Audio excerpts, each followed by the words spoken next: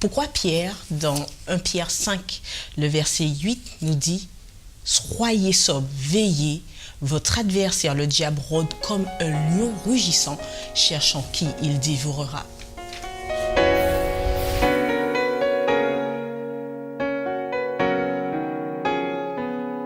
Bienvenue chers amis dans votre émission Autrement dit, c'est un plaisir pour Grégory et Patrick de vous avoir avec nous. Cette semaine, nous allons continuer la thématique du grand conflit cosmique et particulièrement, nous verrons comment Pierre aborde cette bataille entre le bien et le mal. Alors, nous vous demandons de bien prendre connaissance du livre de 1 Pierre, chapitres 2 et 4 et du livre de 2 Pierre, chapitres 1 et 3. Et justement, dans le livre de 1 Pierre, chapitre 2, on voit que Pierre nous compare à une race élue. En tout cas, nous avons un sacerdoce royal, comme il dit, mais dans cette course chrétienne qu'il décrit, où il nous pousse à marcher dans les traces du Christ, à nous conduire comme Christ veut, à nous conduire comme des serviteurs de Dieu, eh bien, que faire ? Puisque nous sommes humains, il faut se dire, même si il nous qualifie de race élue, que faire quand nous nous sentons accablés, découragés, ou même qu'on voit que notre caractère ne correspond pas du tout à cette vision qu'il a de nous? C'est peut-être là où la référence à la race élue est intéressante, puisque c'est justement au milieu de nos tribulations, de nos défis, de nos moments de découragement qu'on a besoin de cette référence, de se rappeler qui nous sommes. Et je crois que cette référence identitaire-là, elle est salutaire, j'ai envie de dire, puisque le diable s'efforce d'infiltrer dans l'esprit des uns et des autres que nous ne sommes rien, nous sommes déjà vaincus. Ça ne sert à rien, justement, de s'accrocher à Christ, puisque le combat est vain. Et c'est justement, nous sommes en plein dans le grand conflit cosmique, puisque nous sommes des soldats interposés, et le diable essaie justement de remporter la victoire en utilisant des gens comme nous pour les amener à rallier son camp. Et cette référence que Pierre fait ici à cette race élue, ce sacerdoce royal, etc., c'est important pour nous de savoir qui nous sommes. Et c'est justement parce que nous avons cette valeur-là aux yeux de Dieu que nous pouvons avoir l'assurance que notre marche avec lui est une marche qui nous amène de l'avant, qui nous amène vers la victoire. Donc c'est le repère qui fait que même si on balance de droite à gauche, Pierre fait avance. Cette référence, il ne faut pas oublier, à l'Exode, d'accord? Le peuple d'Israël qui avait vécu des siècles sous la servitude égyptienne, Dieu les a libérés, Dieu les a amenés vers la terre promise. Donc c'est un peuple qui a de la valeur aux yeux de Dieu, avec qui Dieu peut faire des choses extraordinaires. Nous aujourd'hui, nous ne sommes peut-être pas sortis d'Égypte, mais le parcours que Dieu a fait avec nous est une référence que nous devons bien garder à l'esprit, puisque la victoire, elle se construit aussi avec ces références-là. C'est parce que je sais qui je suis et qui est Dieu que je sais justement ce qu'il peut faire pour moi. Et Pierre s'évertue dans ses épîtres à nous inviter à marcher avec Christ parce qu'il connaît l'issue du combat et la totale confiance dans celui qui est censé être le centre et la référence suprême. J'aime bien cette idée de repère que tu donnes, mais face à ça, il image un peu la posture du diable, où c'est vrai, dans 1 Pierre 5, le verset 8, en tout cas, il image un peu, on aurait dit de manière surréaliste, en disant que le diable est comme un lion rougissant. Est-ce que c'est réaliste en somme? Donc je crois que l'image que Pierre utilise en parlant ou en symbolisant le diable comme étant un lion rougissant n'est pas quelque chose d'exagéré, mais simplement pour montrer la gravité et aussi la violence du conflit ou de la guerre qui est en train d'être menée, puisque c'est entre Dieu et le diable. Et cette guerre-là ne date pas d'hier, mais vraiment de plusieurs siècles. Donc elle permet justement à chaque individu de prendre conscience de cette gravité et surtout de se positionner de manière ferme, de comprendre que ce n'est pas un jeu, que c'est quelque chose de très sérieux et justement qu'il faut pouvoir faire les bons choix. Donc je pense que cette image nous permet d'être vraiment dans cette réalité, n'est pas surréaliste, mais vraiment cette réalité présente et permet à chacun de pouvoir justement comprendre que ce combat est sérieux, qu'il faut vraiment plus que jamais, surtout aujourd'hui, ne pas attendre plus tard, mais surtout aujourd'hui, saisir l'opportunité de prendre part au bon camp, c'est-à-dire celui de Dieu. J'aimerais que vous puissiez me dire, qu'est-ce que vous comprenez quand il dit « soyez sobre » ? Je crois que le combat, Grégory l'a bien dit, c'est un vrai combat. On n'a qu'à demander aux personnes qui vivent des choses terribles dans leur vie, des parents qui voient leur enfant partir happés par le mal, des familles qui explosent. Et on comprend bien pourquoi l'image est parfaitement réaliste. On sait très bien que en fait, le combat est non seulement réel, mais il est violent. Et l'invitation de Paul, c'est une invitation justement à la sobriété. Nous n'avons pas besoin de paniquer. Nous n'avons pas besoin de tomber dans la désespérance. Restons calmes. restons calmes, ayons les idées claires et lucides, veillons. Et rappelons-nous que s'il est vrai que le combat est violent et que le diable est comme un lion prêt à ravir une proie, je crois que le plus important est dans le reste des propos de Pierre. Parce qu'il dit de résister, mais ce n'est pas simplement une sorte d'encouragement dans le vide, résister et puis regardez ce que vous pouvez faire. Non, parce que souvent on s'arrête à cette partie du verset où il dit résister avec une foi ferme, etc., sachant que les mêmes souffrances ont été imposées à vos frères dans le monde. Mais quand on continue plus loin, il nous dit justement que le Dieu qu'il sert et que nous servons nous rendra inébranlables. C'est-à-dire que face à la violence du combat, face au lion, il y a un autre lion qui est encore plus fort. Et c'est ça qui est réjouissant. Parce que moi, je me mets à la place de ceux qui nous écoutent et qui me disent, d'accord, il dit ça, c'est bien. Mais moi, quand je bataille avec la tentation et que j'ai l'impression que je ne pourrai pas, ou bien quand j'ai l'impression que tous mes efforts sont voués au néant, je dois me rappeler que résister au diable ne se fait pas à la force de mes poignets, mais en m'appuyant sur un Dieu qui peut me rendre inébranlable. Et c'est ça qui me permet d'avoir cette attitude de sobriété, de calme, de lucidité, de vigilance en même temps. Parce que je sais que le diable rôde, donc je ne peux pas me croiser les bras et tomber dans l'indolence, parce que c'est un vrai combat spirituel. Nous sommes en plein dans le vrai conflit. Et le diable cherche des adeptes pour qu'ils soient perdus avec lui. Et je crois qu'il nous faut garder les yeux sur l'issue du combat qui est déjà assurée par la victoire de Jésus. Alors c'est vrai que c'est bien l'issue du combat qui est assurée par la victoire de Jésus. Certes, c'est vrai que Pierre, à travers les chapitres qu'on a mentionnés au début, nous dresse une liste de qualités qui définirait le mode de vie du chrétien, comme par exemple la foi, la vertu, la connaissance, la maîtrise de soi, la persévérance, on peut aller encore, la piété, l'amour, etc. Et ces qualités ou valeurs que Pierre cite, suffisent-elles à elles seules pour nous permettre de ne pas tomber sous l'influence du mal? Aucune qualité en elle-même ne peut nous garantir la victoire. Le diable a suffisamment d'années d'expérience, il a suffisamment d'heures de vol pour pouvoir nous balayer d'un revers de la main. Ces qualités-là ont du sens et de la valeur dans la mesure où elles sont le produit de la présence de Christ dans ma vie. Si j'entreprends cette démarche-là comme étant simplement une démarche humaniste, c'est-à-dire j'essaie de puiser en moi-même des qualités, non, justement, je dois être dans cette piété-là, c'est-à-dire cette ferveur à rester accroché à Christ, la connaissance de la vérité, la foi, toutes ces choses-là, si elles sont le produit d'une expérience que je vis avec Christ, eh bien, c'est ce qui permettra à mon cheminement d'être un cheminement victorieux. Parce que la vie des chrétiens, en fait, on ne le voit peut-être pas parce qu'on ne voit pas le diable, mais il est là, il nous attaque de diverses manières. Et j'ai besoin de cultiver ces qualités-là qui résultent de la présence de l'Esprit de Dieu en moi et d'une relation que je cultive avec Christ. Alors, est-ce que justement, dans cette bataille, ces qualités peuvent être vues comme des faiblesses? Alors, ça va dépendre de la perspective de qui va considérer ces qualités-là comme des faiblesses. C'est vrai que si j'ai en face de moi un individu qui ne cultive pas ces mêmes vertus, ces mêmes qualités, qui pense que justement, au contraire, ça ne sert pas à grand-chose, au contraire, cette personne-là va penser effectivement que ce sont des choses qui n'ont pas d'intérêt, surtout dans cette société, qui ne permettent pas d'avancer. Donc, c'est vrai qu'un certain mode de vie, un certain style de vie peut s'avérer être inimitié par rapport à un individu qui n'adhère pas justement à cela, puisqu'on est toujours dans le combat, on parle toujours de deux camps. Effectivement, celui qui est dans le camp adverse ne va pas considérer que ma manière de vivre lui convient à lui. Donc effectivement, il va considérer que c'est quelque chose qui m'affaiblit, qui me rend nul, j'ai envie de dire, alors qu'aux yeux de Dieu, c'est tout le contraire. Donc il ne faut simplement pas justement tomber sur peut-être cette façon de voir et penser que effectivement je suis faible, mais me laisser diriger par ce que Dieu veut pour moi dans ma vie. Et dans la continuité de ce que tu dis, Grégory, face à ces qualités et valeurs, c'est vrai qu'on côtoie plusieurs groupes dans la vie. On peut subir différentes pressions de ces groupes qui ne partagent pas ces mêmes valeurs et ces mêmes qualités. Alors justement, dans cette pression de groupe, comment, dans cette volonté de plaire, parce que par rapport à nos différences, on veut peut-être plaire aux autres, comment faire face à la différence? C'est un vrai défi parce qu'une des caractéristiques humaines bien connues, un des besoins humains même, c'est le besoin de reconnaissance. Le fait qu'on n'est pas des êtres isolés. Nous vivons dans une société, nous avons été créés comme des êtres sociaux. Et par ce simple fait, le regard des autres compte. C'est important. Maintenant, là où ça devient dangereux, c'est lorsque mon comportement est dicté par le regard des autres.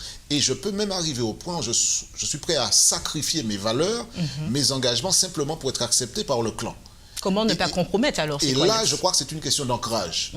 Quelle priorité je donne? Est-ce que être accepté par les autres, avoir l'approbation, l'aval de ceux qui m'entourent est plus important que de rester engagé avec celui qui m'a pardonné, celui qui m'accompagne et qui me donne la victoire chaque jour et celui qui me promet la vie éternelle? Je crois qu'il y a un positionnement clair à avoir qui n'est pas simple. Soyons honnêtes. Je crois que nous tous sur ce plateau, nous pourrions le confirmer, ceux qui nous écoutent également. Ce n'est pas toujours simple. Quand Puisque la pression ne vient pas que pour les jeunes. Hein. Mais bien sûr, nous sommes toute tous tranche sur d'âge, le nous sommes bateau. confondus. C'est peut-être plus vrai pour les jeunes parce qu'il y a peut-être davantage cet esprit de pression, de compétition, etc., de comparaison dans le milieu des jeunes, mais c'est vrai pour tout être humain. Et je crois que ce n'est pas une chose facile, il faut le dire en toute sincérité, lorsque vous êtes tout seul et que vous avez un groupe qui vous invite à marcher dans une certaine direction, il faut avoir une ressource extraordinaire, exceptionnelle pour aller à contre-courant et ne pas suivre la masse. Mais cette force-là, elle n'est pas humaine.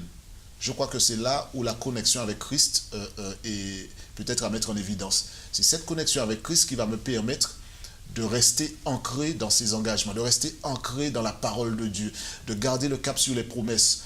Parce que humainement, je vais être amené à faire des compromis, je vais être amené à céder, puis à dire, ok, on y va. Mais j'ai besoin à certains moments de dire non, je ne retombe pas dans la débauche, je n'accepte pas ces valeurs. Mais ça ne peut se produire que lorsque j'ai clairement pris position pour Christ, c'est que mon positionnement n'est pas superficiel, il n'est pas circonstanciel, il est un engagement de conviction et de conversion. Et je crois que quand on fait cette expérience-là, on met toutes les chances de son côté pour résister à cette pression de groupe qui est bien réelle. Alors c'est vrai que... Ah oui, vas-y. Pour rebondir rapidement, que cette notion d'identité dont tu parlais au départ, Patrick, est très importante. Lorsque tu as dit dans le verset que Paul parle de race élue, de sacerdoce royal, c'est vraiment une nouvelle identité que Dieu nous donne. Il faut vivre en tant que tel. C'est vrai que la pression est toujours présente parce qu'on a l'impression que c'est une grande majorité qui est en opposition par rapport à nos valeurs, par rapport à nos principes. Mais si on sait qui l'on est, si on s'est vraiment approprié cette identité ou cette nouvelle identité que Dieu nous donne, on pourra tenir ferme. Et comme il l'a dit, c'est vraiment Christ qui nous permet d'avoir cette force parce que, humainement parlant, avec ce désir de toujours avoir ce besoin d'appartenance, c'est pas facile de tenir bon. Je pense que chacun a eu l'expérience dans sa vie où il a dû faire un choix de soit se laisser entraîner par la masse ou de prendre position. C'est pas facile parce que on a l'impression de faire tâche, d'être rejeté, méprisé. Mais si on sait qui l'on est, on a envie de garder, de préserver cette identité-là. Dieu nous donnera la force nécessaire pour tenir bon et pouvoir justement garder cette identité et assurément, au travers de cette expérience, permettre à d'autres de pouvoir justement se rallier à nous. Parce que ça peut être un exemple pour d'autres, ça peut attirer l'attention et faire réfléchir et certains se poser les bonnes questions et par rapport à cela, prendre les bonnes décisions par la suite. Alors c'est vrai que l'on parle de la pression de groupe, merci Grégory pour cette intervention, c'est vrai qu'on parle de la pression de groupe, mais j'ai envie de dire, de me faire l'interprète de ceux qui nous écoutent et me dire oui mais à quel sujet on peut avoir une pression, sur quel thème, sur quelle thématique, quels pourraient être les exemples de pression? Et ça, quel que soit l'âge. Je pense qu'ils sont nombreux. Par exemple, dans le texte de Pierre, il est question de dire, c'est peut-être pas parce que vous avez pratiqué avant la débauche, etc., qu'aujourd'hui, eh bien, les gens vont vous trouver étrange parce que vous avez choisi une autre direction. Je crois que c'est très facile aujourd'hui, dans le monde dans lequel on vit, de se retrouver et puis de dire, voilà, eh bien, oui, tout le monde va choisir de boire de l'alcool. Moi, je fais le choix de respecter le corps que j'ai, qui est le temple du Saint-Esprit. Je veux garder les idées claires et ne pas avoir des idées troubles.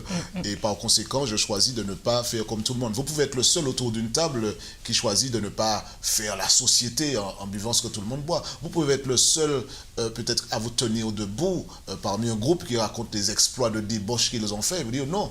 Moi, je reste pur par rapport à la volonté de Dieu. J'ai choisi de réserver le mariage, de ce moment-là, pour pouvoir avoir des relations et pas autrement. C'est très facile dans une société où ces valeurs-là ne sont pas adoptées. Ça ne fait pas partie de la société. On va vous regarder comme un extraterrestre parce que tout le monde le fait, sauf vous. Eh bien justement, c'est ce qui fait la différence entre ceux qui reconnaissent leur identité comme appartenant à Dieu et ils ont un ensemble de valeurs qui ne sont pas dictées ni par la mode, ni par la société, mais par la parole de Dieu. Donc le repère est clair. Et aujourd'hui, ce n'est pas une question de courage pour dire « ouais, j'ai réussi à résister ». Non, j'aime tellement le Christ que ces valeurs sont devenues miennes. Les valeurs de l'évangile, je les ai adoptées. Et si ça doit me mettre en difficulté ou en minorité dans un groupe, ainsi soit-il, avec Christ, je suis toujours dans la majorité. Mais comment aider quelqu'un qui fait face à ces pressions? C'est vrai que pour ça, on a la réponse, on peut s'appuyer sur Christ et autres, mais quelqu'un, on a vu la semaine dernière avec Paul, que nous sommes un corps et autres, mais comment aider une personne qui fait face, elle, dans sa vie, à ce genre de pression? La réponse peut paraître un peu cliché, mais Patrick l'a dit, on n'a pas cette capacité en tant qu'être humain de pouvoir justement résister à ce genre de pression, surtout si elle s'étale sur un long moment ou une longue période. Donc c'est vraiment faire confiance à Dieu. Et je pense que c'est quelque chose qui se cultive.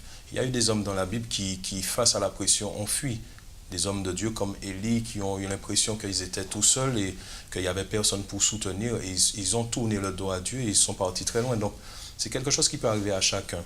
Mais si on prend le temps de faire confiance à Dieu, de cultiver cela chaque jour, je pense que Dieu va nous donner la force au fur et à mesure de pouvoir résister à ces choses. Et puis je pense que chaque situation qui arrive, Dieu est au courant de cela à l'avance et il met déjà à notre disposition les moyens nécessaires pour cela. Donc c'est simplement inviter, pour ceux qui nous regardent, ceux qui nous écoutent, à cultiver cette relation avec Dieu, à faire confiance à Dieu, vraiment s'approprier les promesses et je crois que Dieu va permettre cela. Je rappelle que le combat est spirituel, il n'est pas physique. Et on peut penser que face à tout cela, je ne pourrais pas y arriver. Je ne pourrais pas y arriver, c'est une réalité. Mais Christ peut.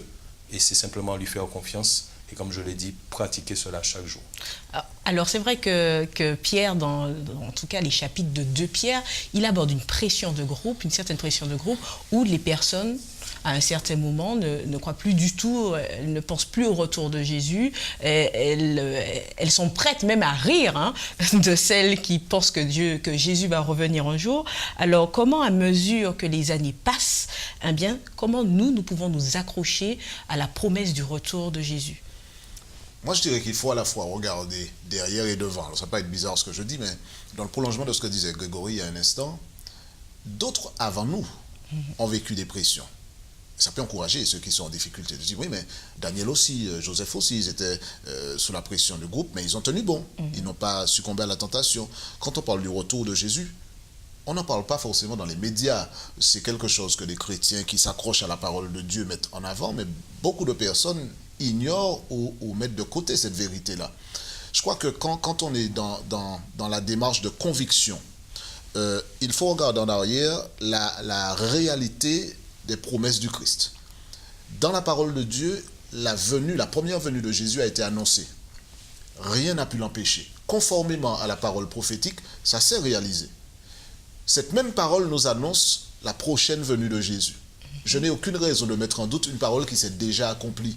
Et par conséquent, la promesse du retour de Jésus ne repose pas pour moi sur une annonce scientifique, elle repose sur la réalité de la promesse du Christ, qui a déjà fait ses preuves. Le Christ n'a jamais menti, sa parole s'est toujours réalisée et personne n'a pu empêcher que la déclaration du Christ puisse se réaliser. Par conséquent, c'est une question de confiance et de foi. Christ a annoncé son retour et même si le temps nous paraît long, notre temps n'est pas le temps de Dieu. Dieu sait pourquoi, Dieu sait comment, Dieu sait quand il reviendra. Je m'appuie simplement sur la réalité qu'il viendra. Même si je serai pointé du doigt comme un uluberlu parce que aujourd'hui on parle plus de fusées, de satellites, de technologie que du retour de Jésus. Le retour de Jésus surprendra plus d'un et on réalisera que la parole dit la vérité. Mais je crois que c'est une question de foi, une question d'acceptation des promesses et de regarder dans le rétroviseur la réalité des promesses de Jésus et de ce qui s'est déjà réalisé conformément à ce qui a été annoncé. Alors, dans l'attente de ce retour, quelle attitude on devrait simplement avoir? Pierre parle de ce peuple qui est la référence, qui est cette lumière qui permet justement à d'autres de pouvoir revenir à lui. Je pense qu'il faut rester simplement dans la mission. Puisqu'on est en guerre, il faut simplement continuer à accomplir l'objectif que Dieu nous a donné, ce mandat évangélique d'aller prêcher l'évangile. Et cet évangile est déjà pour nous-mêmes. Donc je pense que il faut vraiment l'aborder comme un partage, se l'approprier déjà pour nous, continuer à cultiver cette intimité avec Christ et simplement laisser notre style de vie, notre mode de vie qui a déjà été ou qui est déjà transformé par le Saint-Esprit à déteindre sur les autres. Je pense qu'il faut être une référence aujourd'hui et permettre à ceux qui ne savent pas que Christ revient bientôt de le savoir. Il y a beaucoup de personnes, comme Patrick l'a dit, et c'est désolant, qui n'ont pas vraiment conscience de cette réalité, qui sont plongés dans les ténèbres et c'est le rôle de l'ennemi. Maintenant, Dieu a placé son Église, a placé un peuple pour justement permettre à ceux-là de savoir qu'il y a une lumière, qu'il y a un Christ qui revient bientôt, et simplement vivre dans cette espérance-là. Donc en tant que chrétien, je pense que l'invitation est de ne pas vivre comme les plus abattus, même s'il y a des souffrances au travers du fait qu'on est pris part pour Christ, mais de vivre vraiment cette espérance, de vivre cette joie-là parce que Christ revient bientôt et il faut vraiment y croire. Alors c'est vrai que par rapport à vos interventions, la notion de foi apparaît par rapport à la seconde venue de Jésus, dans le sens où, c'est vrai, Patrick a mentionné que c'est pas une histoire de science et autres, c'est par rapport à la prophétie qui a été dite dans la Bible et qu'il faut regarder avec l'œil de la foi en quelque sorte. Mais est-ce qu'on peut dire qu'aujourd'hui, il y a un rapport entre la foi et la moralité? Bien sûr. D'ailleurs, c'est ce même Pierre qui dit, après avoir rappelé que puisque toutes ces choses arriveront, puisque le monde se dissoudra, etc., il dit, votre sainteté, votre manière de vivre, eh bien, c'est l'occasion de prêter une attention particulière à cela. Donc, c'est très important de savoir cette relation, justement, parce que j'ai foi dans ce que la parole de Dieu dit, parce que j'ai foi dans la réalité du prochain retour de Jésus.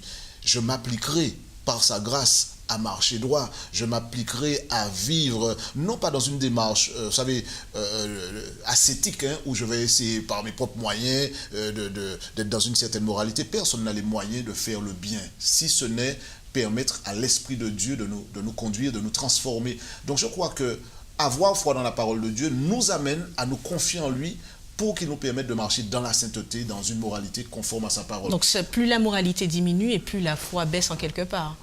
Il me semble que quand on a foi, si on a foi en soi-même, on va réaliser justement que nous sommes faits d'argile et que nos actes sont le reflet de notre faiblesse. Mais lorsque notre foi est en Christ et dans sa parole, dans ses promesses, nous allons avoir justement cette démarche qui va nous pousser vers Jésus, vers la source de notre salut, nous porter vers Jésus qui est celui qui pourra nous permettre d'avoir ce renouvellement de l'esprit et de marcher conformément à la parole de Jésus. Parce qu'il ne faut pas oublier que le retour de Jésus, ce n'est pas simplement une information. Le retour de Jésus, c'est une expérience qui sera révolutionnaire. Vous imaginez les gens qui nous écoutent maintenant, qui sont en train de penser à leurs impôts, à leurs loyers, à leurs maladies. Toutes les charges Vous fixes. imaginez que le retour de Jésus, ce n'est pas juste une information. C'est quelque chose qui va révolutionner ma vie. C'est un changement radical. Le Seigneur revient. Tout ce que nous connaissons ici, le cortège de misère et de problèmes, disparaîtra avec le retour de Jésus. Et par rapport à cela, je m'accroche à cette parole. Je m'accroche à la certitude du retour de Jésus. Et je ne vais pas serrer les poings pour dire, puisque Jésus revient, je vais essayer de ne pas commettre d'erreur. Non, mon combat sera de m'accrocher à Jésus, de telle sorte que par sa grâce et par le truchement de son esprit, je puisse marcher conformément. Et cette expérience-là, les hommes de la Bible, les hommes et les femmes de la Bible l'ont vécu, et tous ceux qui nous écoutent, nous ici sur ce plateau, nous pouvons la vivre également. Que Christ vive en nous et qu'il manifeste l'espérance de la foi, justement, le prochain retour de Jésus. Je crois que c'est la plus belle chose que l'on puisse vivre, d'avoir cette espérance et que ça se traduise par une manière de vivre aujourd'hui. Alors c'est vrai que vous abordez bien tous les deux l'espérance du retour de Jésus, mais j'ai envie que nous puissions nous adresser, et plus particulièrement que vous puissiez vous adresser aux personnes, parce qu'il y en a beaucoup aux personnes qui vivent dans la certitude en fait que rien ne va changer pour autant, que tout va continuer comme d'habitude, que le jour va se lever continuellement. Quel message que vous auriez pour eux? Je crois que c'est un piège du diable justement de plonger l'humanité dans ce semblant de réalité que les choses ne vont pas changer.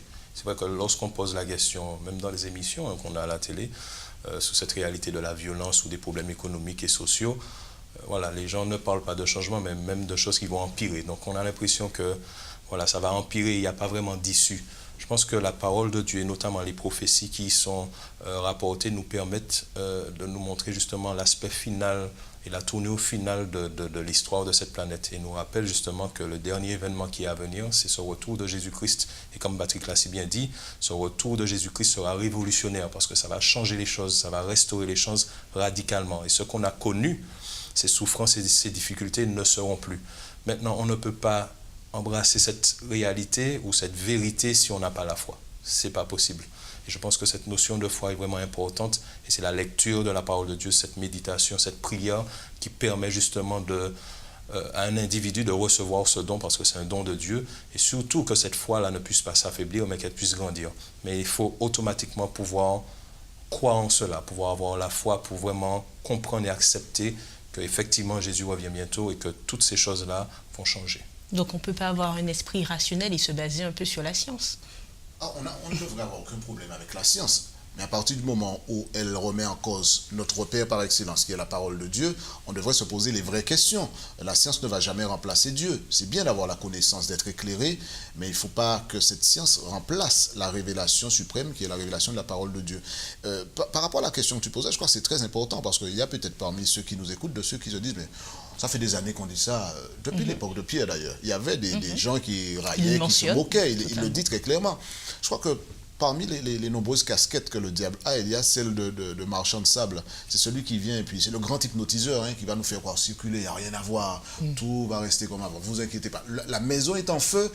Il réussit à nous faire croire que ce n'est pas le feu, c'est un spectacle son et lumière à la limite, quoi, et puis qu'on peut rester là. Je crois que c'est cette grande illusion-là à laquelle il nous faut échapper. Et puis permettre à l'Esprit de Dieu de nous ramener à l'essentiel. L'essentiel, c'est que par la foi, nous croyons ce que dit la parole de Dieu. Elle nous dit que Jésus reviendra. Elle ne nous dit pas quand.